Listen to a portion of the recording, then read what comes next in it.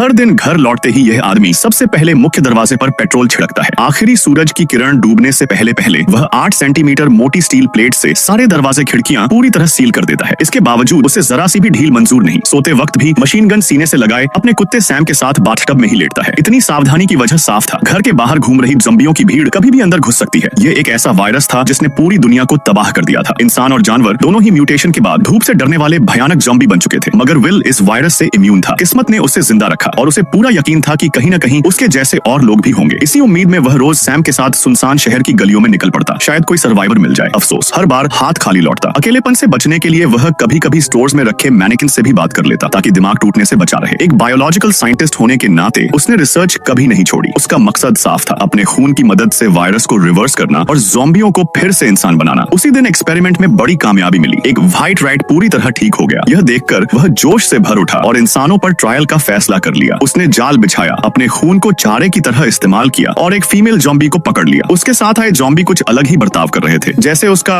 उनसे कोई खास रिश्ता हो, मगर धूप का डर उन्हें आगे बढ़ने नहीं देता। लैब में वैक्सीन इंजेक्ट की गई, लेकिन उम्मीद के मुताबिक नतीजा नहीं आया। ज़ॉम्बी उतनी ही उग्र रही। मजबूरन उसे सेडेटिव देकर आइसोलेशन में बंद कर दिया गया। विल को अंदाजा नहीं था कि यही फैसला आगे चलकर तबाही लाने वाला है। अगले दिन वह फिर शहर में सर्वाइवर ढूंढने निकला। तभी सड़क पर एक जाना पहचाना चेहरा दिखा, वही मैनेकिन जो आमतौर पर स्टोर में रहता था। अचानक हुई इस गड़बड़ी ने उसे बेचैन कर दिया। बिना सोचे समझे ट्रिगर दबा दिया और मैनेकिन गिर पड़ा। यहीं उससे चूक हो गई। यह ज़ॉम्बियों का जाल था, एकदम वैसा ही शिकार तरीका। वह उल्टा लटका दिया गया, सिर जमीन से टकराया और बेहोश हो गया। शाम की चीखें भी उसे जगा ना सकी। जब अलार्म की आवाज से होश आया तो सूरज ढलने ही वाला था। उसने फुर्ती से चाकू निकाला, रस्सी काटी, लेकिन गिरते वक्त ब्लेड उसकी जांघ में धंस गया। दर्द से चीख निकल गई, मगर वक्त नहीं था। कार बस कुछ कदम दूर थी। तभी सैम ने खतरे की भनक दी। ज़ॉम्बियों ने संक्रमित कुत्तों को छोड़ दिया था, जिन्हें धूप से उतना डर नहीं लगता था। आखिरी रोशनी के जाते ही वे टूट पड़े। एक को गोली लगी, दूसरा सैम से भिड़ गया। मदद के लिए बढ़ा तो सबसे खतरनाक कुत्ते ने उसका हथियार गिरा दिया। हालात हाथ से निकल रहे थे। तभी सैम ने छलांग लगाई और अपने मालिक को बचा लिया, लेकिन खुद बुरी तरह जख्मी हो गया। वायरस का असर साफ दिख रहा था। घर लौटकर उसने सबसे उम्मीद भरी सीरम इंजेक्ट की, मगर कोई फायदा नहीं हुआ। सैम की हालत बिगड़ती जा रही थी। वह समझ चुका था इसका मतलब क्या है। उसे सीने से लगाए उसकी पसंदीदा धुनें गुनगुनाई, पर कोई चमत्कार नहीं हुआ। जब बाल झड़ने लगे और दांत बदलने लगे तो फैसला लेना पड़ा। कांपते हाथों से उसने अपने आखिरी साथी को अलविदा कहा। इस सुनसान उजड़े हुए संसार में अब वह सचमुच बिल्कुल अकेला रह गया था।